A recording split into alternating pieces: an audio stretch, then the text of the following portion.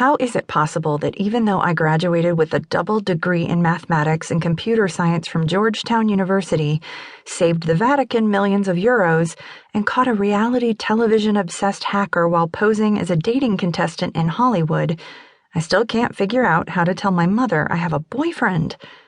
I can visualize it now. I'll blurt out the news. She'll hug me and shriek in my ear for a while, and then the analysis will commence. My mother will ask me if he's rich, if he comes from a good family, and if he has a respectable job. I don't know the details of his bank account, and in terms of his family, I've only met his grandmother. But regarding the job, would a super-secret hacker spy who may, or may not, work for the Vatican but is definitely working for the National Security Agency qualify as respectable? I'm afraid that would be iffy. Then my mom would want me to tell her all the gory details of how we met, whether or not he's a foreigner. He is, so that may not go over well. And if he has some weird religion. Maybe I shouldn't tell her he's on a first-name basis with the Pope. After I've been forced to give her specifics about my boyfriend's career, ethnicity, and religion, she will take my hand and tell me that a June wedding would be just lovely. Besides, if we held it at the ultra-expensive Willard Hotel in Washington, D.C., we could invite up to several hundred guests. By that point, I'd be so panicky and nauseated, I'd upchuck on her $300 Manolo Blahnik leather pumps. That's my life. My name is Lexi Carmichael, and I'm a 25-year-old hacker, gamer, and fangirl who isn't planning on getting within spitting distance of a white dress anytime soon. Normal relationships are murky waters to navigate, even if one is emotionally astute and socially capable. For those of us with less than stellar skills on these fronts, entering into a romantic relationship can be exhausting, not to mention terrifying, especially if my mother is involved. It's hard enough for me to manage the few relationships I have outside of my boyfriend. I can count the number of close friends I have on one hand.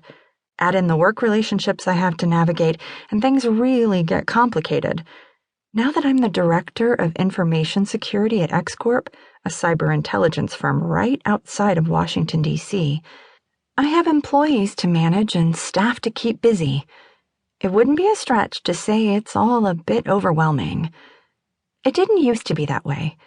I once lived a relatively quiet life working as a tech head for the NSA. Not too long ago, the agency operated in relative obscurity with less than 5% of the American population even knowing that we existed. That anonymity was blown out of the water by the Edward Snowden scandal.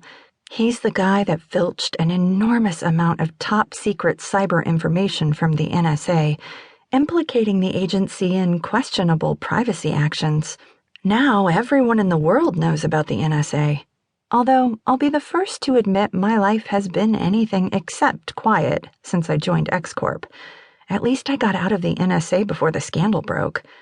Still, I know a few decent people who continue to work at the agency in one capacity or the other, including my new boyfriend.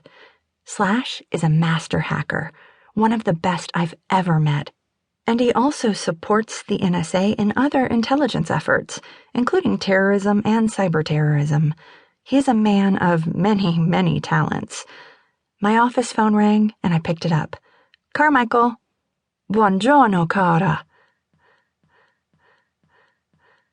To keep listening to this audiobook, I've left you a link in the description so you can do it, at no cost thanks to Audible's 30-day free trial.